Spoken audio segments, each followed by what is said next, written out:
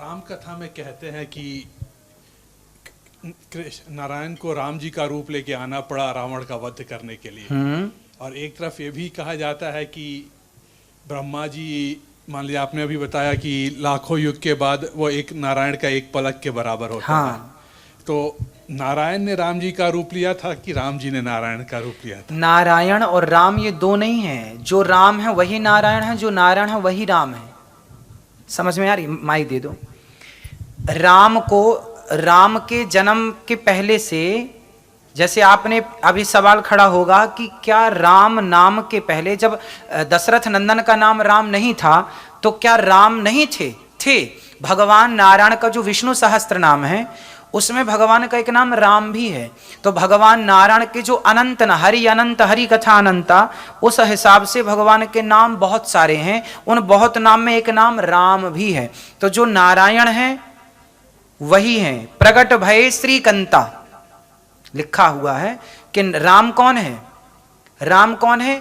भगवान नारायण ही राम बन करके आए। समझ में आया कि नहीं? फिर पूछो। जैसे रामचरितमानस, वो तो मेरे को जैसे मालूम था कि नारायण का ही रूप राम जी ने लिया। फिर क्या मालूम नहीं है? नहीं, जैसे ये कहते हैं कि राम जी के रोम रोम में ब्रह्मांड बसे हुए हैं और हर ब्रह्मांड में एक नारायण है। ना, देखो कंफ्यूज ना होइए। ब्रह्मांड निकाया निर्मित माया, रोम रोम प्रतिवेद कहें चौपाई, ये है। ऐसा है, ऐसा नहीं लिखा कि प्रत्येक ब्रह्मांड में जो है उसमें फिर नारायण भी बसे। भाई नारायण तो ऑलरेडी वही हैं जिनके बारे में आप कह रहे हैं। तो लिखा चौपाई, जो चौपाई का सही अर्थ कीजिए, गलत अर्थ करेंगे तो अर्थ गलत हो जाएगा।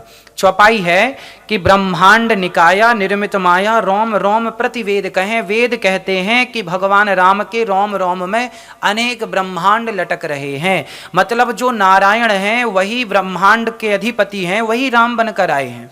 तो वही राम है, वही नारायण है। एक रूप से वो लीला कर रहे हैं, एक रूप से वो वहां बैठे हैं। अनेक रूप रूपाय विष्णवे प्रभु विष्णवे, वह एक है, अनेक हो सकते हैं। भगवान है ना, लीला के लिए अनेक रूप धारण कर लिए, ऐसा है।